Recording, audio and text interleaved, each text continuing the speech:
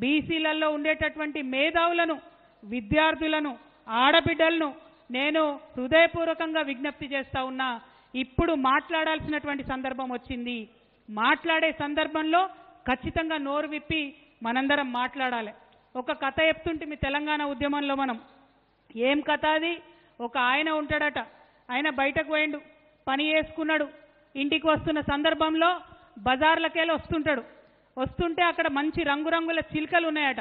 ఆయన ఒక దగ్గరికి పోయిండు. పోయి ఏం చేసిండు, ఒక మంచి అందంగా ఉన్న చిలుకను చూసి దీని ధర ఎంత చెప్పవయా అన్నాడట.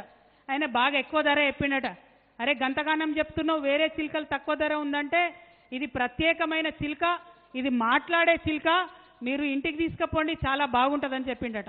అంటే సరే ఆయన మాట్లాడే చిలుకనట అని చెప్పి దానికి బాగా ధర పెట్టి కొని ఇంటికి తీసుకొచ్చి వాళ్ళ ఆవిడకి ఇంట్లో చేతిలో పెట్టి నేను ఇప్పుడే వస్తా అని చెప్పి ఆయన పొద్దంతా పని చేసి వచ్చిండు. స్నానం గీనం చేసి వద్దామని ఆయన పోయిండు. ఆయన స్నానం చేసి వచ్చి భోజనం చేద్దామని కూర్చునే వరకు మంచిగా గుమగుమలాడేటటువంటి కూర వాళ్ళ ఆవిడ సిద్ధం చేసి పెట్టిందట. తిందామని చూసుకుంటా, అవునమ్మా ఏమాయే మరి నేను చిలుక ఇస్తే కదా ఏది అని అడిగిండట.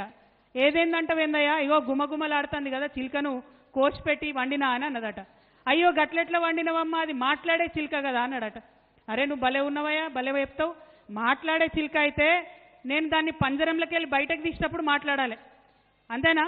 పంజరంలోకి వెళ్ళి బయటకు తీసి రెక్కలు ఇరిచి గొంతు మీద కత్తి పెట్టినప్పుడు మాట్లాడాలి. మరి పోనీ గొంతు మీద కత్తి పెట్టి నేను బరబర కోసేటప్పుడన్నా మాట్లాడాలి.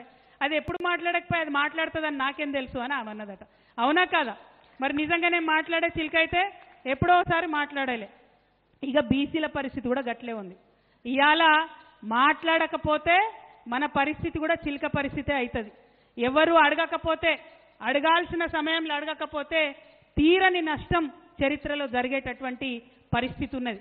మనం కొట్లాడితే, మనం ఎంటబడితే కామారెడ్డి డిక్లరేషన్ ఏదైతే 42% పెట్టినరో ఆ బిల్లు ఇవాళ అసెంబ్లీలో వచ్చింది.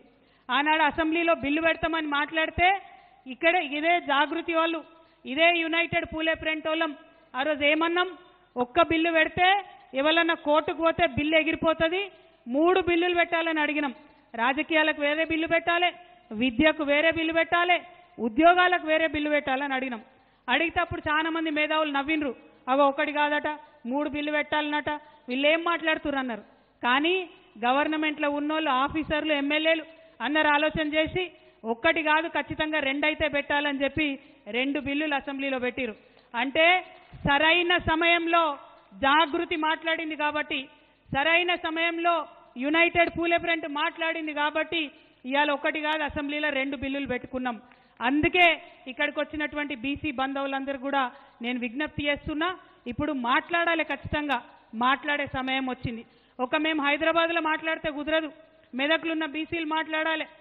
మెదక్లో మాట్లాడితే కుదరదు, మళ్ళా అన్ని మెదక్లో ఉన్న అన్ని అసెంబ్లీలలో, సిద్దిపేటలో ఉన్నవాళ్ళు, సంగారెడ్డిలో ఉన్నవాళ్ళు, నర్సాపూర్లో ఉన్నవాళ్ళు, మెదక్ జిల్లాలో ఉన్న అన్ని చోట్ల కూడా బీసీ బిల్లు గురించి మాట్లాడాలి.